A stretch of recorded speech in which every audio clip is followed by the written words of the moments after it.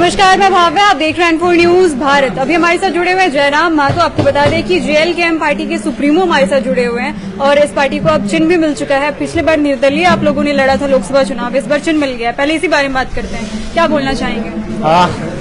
बहुत बहुत शुक्रगुजार हैं उन तमाम झारखंडी जनमानस का जो लगातार हम लोग पे उम्मीद जगाकर बैठी थी, और उनके लिए खुशखबरी है कि इस बार हम लोग विधानसभा का चुनाव अपनी पार्टी के नाम पर लड़ेंगे। झारखंड लोकतांत्रिक क्रांतिकारी मोर्चा, शॉर्ट में JLKM, और हमारा चुनाव चिन्ह इस बार कैंची छाप होगा।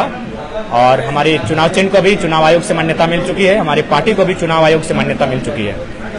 पिछले बार आप लोगों ने लोकसभा लड़ा था, आपका काफी अच्छा प्रदर्शन रहा था।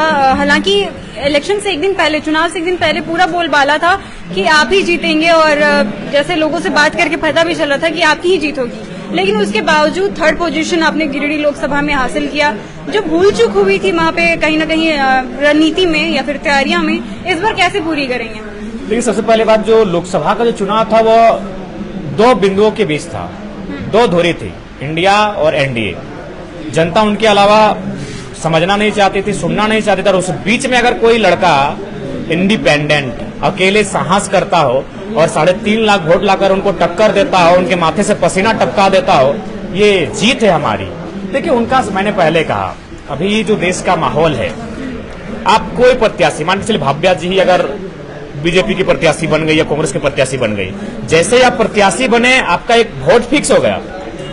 आप अच्छा है, आप बुरा है, आपके पास आइडिया है, नहीं है, आप अपराधी छवि के हैं, आप कुछ भी हैं, आप अच्छे हैं बुरे, कोई मतलब नहीं है। अगर आप किसी भी संगठन में चले गए तो उसका वोट बैंक आपको मिल गया। तो लाइक दैट जो NDA थी, जो UPA थी, उनका एक वोट बैंक है। तो उनके पास वोट बैंक में अनुमान माना जाए तो 3 लाख से 3.5 लाख उनका वोट बैंक है पहले से। वो अगर चुनाव सिर्फ खड़ा हो गए प्रत्याशी, तो अभी गिरिडीह लोकसभा में NDA का कोई भी प्रत्याशी होगा, अगला चुनाव में, हम आज ही बोल दे रहे, अगला चुनाव में कोई भी प्रत्याशी होगा वो 3.5 लाख से 4 लाख वोट लाएगा ही लाएगा। ठीक उसी प्रकार इंडिया गठबंधन से भी अगला बार जो भी प्रत्याशी होगा वो 3.5 लाख से 4 लाख वोट लाएगा ही लाएगा। कोई प्रत्याशी रहे, प्रत्याशी मायने ही नहीं है, क्योंकि कुछ लोगों ने धारणा ही बना लिया है कि हम इस विशेष पे वोट करेंगे, हम इस विशेष पे वोट करेंगे। उसके बीच में एक जयराम महतो नाम का लड़का आता है जो जनता से अपील करता है कि हम जीतेंगे तो ऐसा करेंगे, हम जीतेंगे तो अपनी सैलरी को भी इस तरह करेंगे, हम जीतेंगे तो इस प्रकार से काम करेंगे।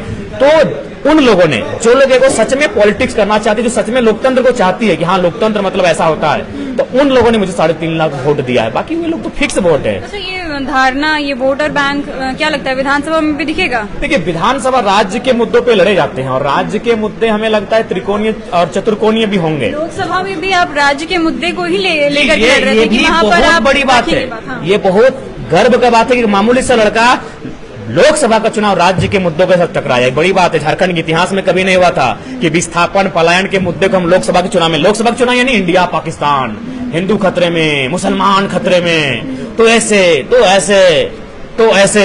लेकिन एक लड़का है जिसने विस्थापन के मुद्दों को लेकर, पलायन के मुद्दों को लेकर, BCCL के मुद्दों को लेकर, डैम द्वारा जमीन लिए गए मुद्दों पर लेकर, रोजगार के मुद्दों पर लोकसभा के चुनाव में अकेले उनके बीच टकराने का काम किया है। तो ये हमारी जीत है। विधानसभा में क्या कुछ अलग देखने को मिलेगा JLKM की तरफ से? जी, हम लोग हर चीज अलग ही करते हैं, अलग ही हैं हम लोग।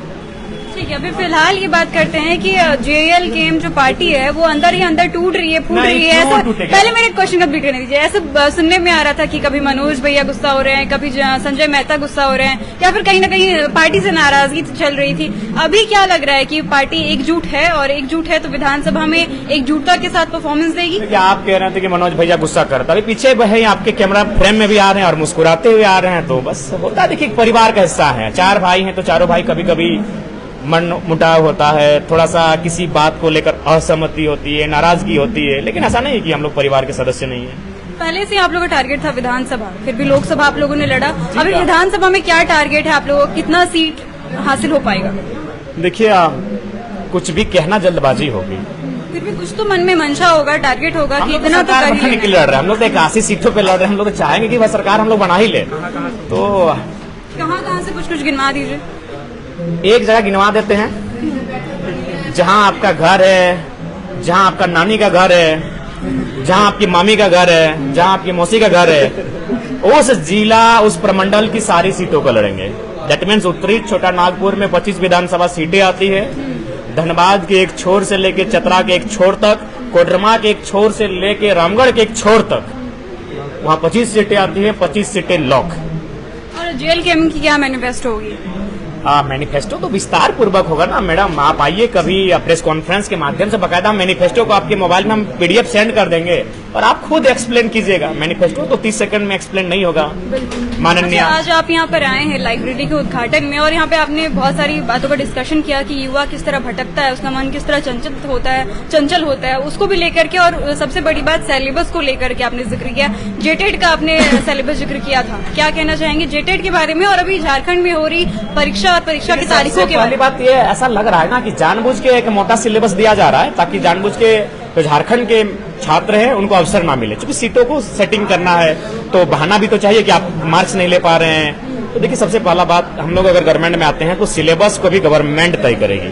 देखिए, आखिर हम कहाँ से आते हैं? एक मिडिल क्लास फैमिली से आते हैं। खेती बाड़ी, घर द्वार, मुर्गी चंगना छगरी पटरू, चाचा मामा मौसा काका जेठा फुआ, सब देखते हुए जब हम आते हैं तो दिमाग में जो हिस्सा बचा है, अगर उस हिस्सा में आप अमेजन का जंगल ले जाके एनाकोंडा का दर्शन कराएंगे तो हमें लगता है उचित नहीं है। इसीलिए एक सिलेबस को एगो रूप दिया जाए और बाकायदा उस सिलेबस का रूप सरकार दे और सरकार के मतलब एक मोहर के साथ वो सिलेबस की पुस्तिका मार्केट में जाए।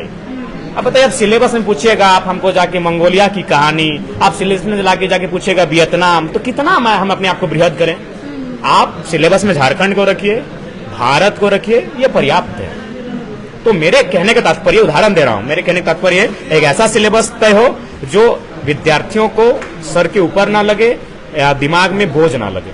अच्छा, अभी जो फिजिकल एग्जाम चल रहा है पुलिस को लेकर के, जो एक अभी बहुत सारे बच्चे बेहोश हो रहे हैं, उत्पाद सिपाही बेहोश हो रहे हैं, बहुत सारे बच्चों की निधन भी हो गए। इसके बारे में क्या कहना चाहेंगे, क्या बदलाव होना चाहिए? अगर आप झारखंड को जानते हैं तो भादर महीना को जानना होगा। ये भादर का महीना बहुत विकट महीना होता है। अगर उस भादर के महीने में बारिश नहीं हुई, अगर वो दिन बहुत विकट होता है, क्योंकि ये जो गर्मी होता है बहुत असहनीय गर्मी होती है। तो इसलिए सरकार को ये हमारी मतलब मैंने ये निवेदन भी होगा और चेतावनी भी होगी कि आप बच्चों के भविष्य को इस प्रकार से मतलब बताइए। ऐसे तो पहले कभी नहीं सुने थे कि बच्चे दौड़ने गए और मैंने निधन हो गया हो, मृत्यु को प्राप्त हो रहे हैं। तो सबसे पहले टाइमिंग को तय कीजिए कि आप सुबह 5-6 बजे तक 7 बजे तक दौड़ाइए, शाम को 4 बजे के बाद दौड़ाइए, लाइट लगा के दौड़ाइए। 12 बजे का जो दौड़ होता है ना मैडम, वो बहुत कष्टकारी होता है, खासकर भादर महीना में असहनीय गर्मी पड़ती है शरीर पे। तो इन चीजों को बारीकी से उन्हें ध्यान रखना चाहिए। इसके साथ साथ युवाओं को क्या संदेश देना चाहेंगे, क्योंकि अभी परीक्षा और परीक्षा की तिथि दोनों तय की गई है झारखंड सरकार के द्वारा, वापस से लगातार लग गए हैं युवा तैयारी में, क्या कहना चाहेंगे उनको आखिरी इस मैसेज? जी, युवाओं को तो हम लोग यही कहना चाहेंगे कि आप लोग अपने परिवार की उम्मीद हैं, आप लोग इस राज्य की उम्मीद हैं। बड़ी मेहनत के साथ आपके माता पिता एक मिडिल क्लास फैमिली से आते हैं, कोई मजदूरी के माध्यम से 2 रुपए अर्जन करता है, किन्हीं की माता मार्केट में साग सब्जियों के माध्यम से 2 रुपए अर्जन करती है और उन 2 रुपए को अपनी इच्छाओं को खत्म करते हैं, बचा के रखती है और अपने बच्चों को कोचिंग संस्थानों तक भेजती है, अपने बच्चों को रहने वाले उन लॉज में भेजती है, ताकि उनको भी उम्मीद है कि मेरा जो जीवन है उस जीवन से बेहतर मेरे बच्चों का जीवन हो। इसलिए मैं उनसे यही अपेक्षा करूंगा कि आप जहां हैं एक बार अपने माता पिता के उस संघर्ष को याद कीजिएगा और अपने इम्तिहान में उसी संघर्ष के साथ जाइएगा ताकि आपको कुछ बन के वहां से वापस आना है। धन्यवाद। अब जेएलकेएम का क्या रणनीति रहता है, धरातल पर कैसे नजर आती है विधानसभा इलेक्शन में, ये सारी चीजें देखने लायक रहेंगी। तब तक के लिए आप जुड़े रहें N4 न्यूज भारत के साथ। N4 news Bharat